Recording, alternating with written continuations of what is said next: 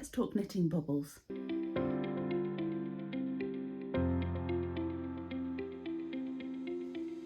Okay, so I'm currently knitting on the Berricat sweater as part of a knit along that's happening over on Instagram and Discord. I'll put the information somewhere for you to see where that is. And this particular sweater is knit cuff to cuff, and it features these columns, these caterpillar parades of bubbles going across, up the front, over the shoulder and down the back. Now I am coming up to halfway through a bubble row. I thought it might be useful to show you guys how I'm working my bubbles without turning my work at all. Now there are some videos out already showing how to use one of the techniques. It's going to involve some backwards knitting or mirror knitting. But most of them are showing continental style, and I don't knit continental style. I knit English style.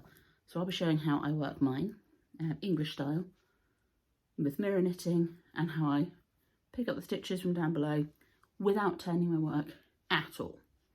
Okay, so without any further ado, let's flip the camera around and we'll have a look.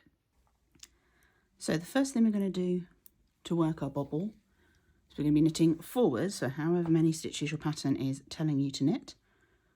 So I'm an English style knitter, so I'll hold the yarn in my right hand. I take the yarn underneath the needle, anti-clockwise, bring it through. So through the front loop, from left to right, underneath and through.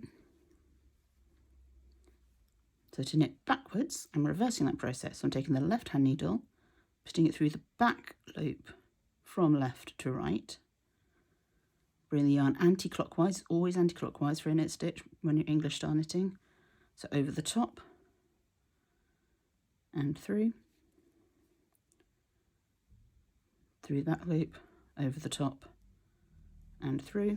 I presume that with continental knitting you're also always taking the yarn anti-clockwise, but I can't continental knit. So there you have worked back in mirror knitting, backwards knitting to the same point. So we do that as many times as we need to get the number of rows stated in the pattern for our bobble.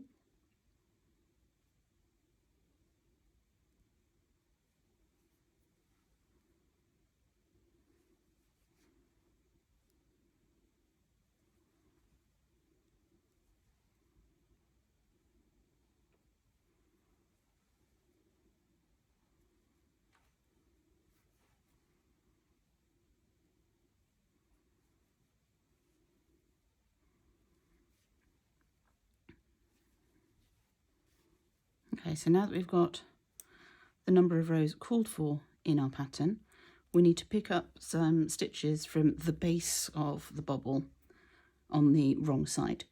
So what I'm going to do is I'm not going to turn my whole work to do that, because we're trying to avoid that. I'm just going to pull the left hand needle forwards, and I'm going to move the working yarn out the way, and that then uncovers the stitches that I need way down however many rows below.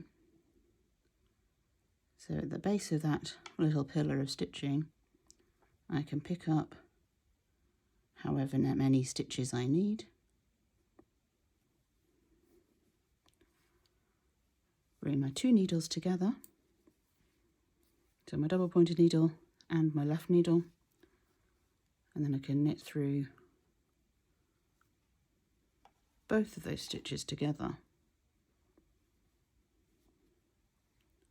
to complete my bobble.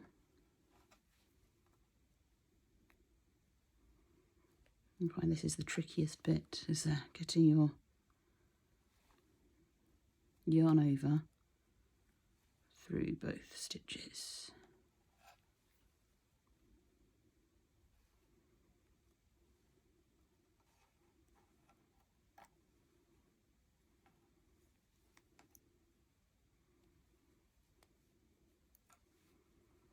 There we have our little bobble, our little caterpillar.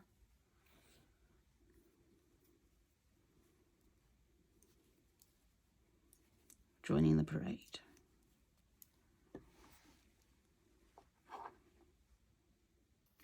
so I hope you found that useful and interesting. I look forward to seeing you in my next video, but until then, there's this one here that may be of interest to you.